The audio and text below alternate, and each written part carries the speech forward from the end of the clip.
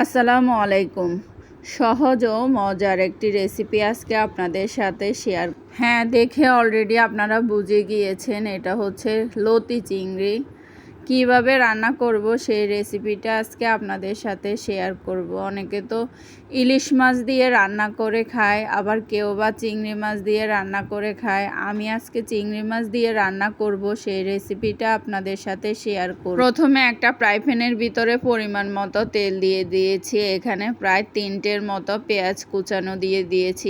এইখানে আমি 1.5 টেবিল চামচ পরিমাণ রসুন বাটা দিয়ে দিব, 1 টেবিল চামচ পরিমাণ আদা বাটা দিয়ে দিব, 1 টেবিল চামচ পরিমাণ এখানে আমি লবণ দিয়ে দিব, 1 টেবিল চামচ পরিমাণ হলুদ গুঁড়া দিয়ে দিব।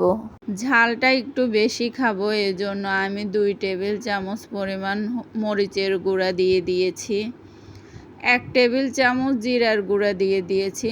মশলাগুলো যেন না পুড়ে যায়, এজন্য আমি সামান্য পরিমাণে পানি দিয়ে এখন মশলাগুলো একটু ভালো করে কষিয়ে নেব। মশলাগুলো কষানো শেষ, এখন তেল উপরের দিকে উঠে আসছে। এখন চিংড়ি মাছগুলো দিয়ে দিব। চিংড়ি মাছগুলো দিয়ে কয়েক মিনিট নেড়ে চেড়ে ভালো করে কষিয়ে নিব।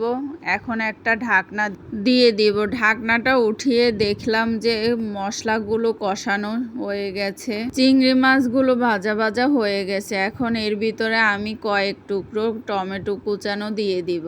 চিংড়ি মাছ আর টমেটো একসঙ্গে ভালো করে কয়েক মিনিট ভেজে নেব।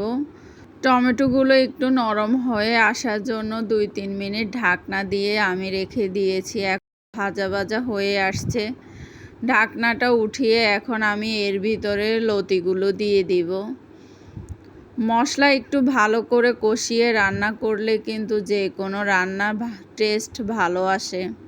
লতিগুলো একটু ভালো করে ভেজে নিয়ে আমি এখন একটা ঢাকনা দিয়ে দিয়েছি। ঢাকনাটা উঠিয়ে দেখলাম যে লতি থেকে অনেকগুলো পানি বের হয়ে আসছে। এখন এখানে পরিমাণ মতো রান্না করা ঝোল দিয়ে দিব। আমি একটু মাখো মাখো ঝোল রাখবো, এজন্য একটু বেশি পানি দিয়েছি। এখন কয়েক মিনিট ভালো করে নেড়ে চেড়ে ঝোলের সঙ্গে মিশিয়ে এখন এর ভিতরে একটা ঢাকনা দিয়ে দিব। ঢাকনাটা দিয়ে এর মাঝে আমি কয়েকবার নেড়ে চেড়ে দিয়েছি। ঝোলগুলো মাখো মাখো হয়ে আসছে। এখন এর ভিতরে আমি ধনিয়া পাতা আর কাঁচামরিচ সব দিয়ে দিব। দিয়ে আমি আবার একটু ভালো করে নেড়ে চেড়ে মিশিয়ে কয়েক মিনিট জাল করে নেব। এইভাবে আপনারা রান্না করে খেয়ে দেখবেন, ভীষণ মজা হয় কিন্তু লতি দিয়ে, বড় চিংড়ি মাছ দিয়ে রান্না করলে। আমাদের বাসায় তো এটা সবার অনেক পছন্দ। আপনাদের কার কার পছন্দ জানাবেন।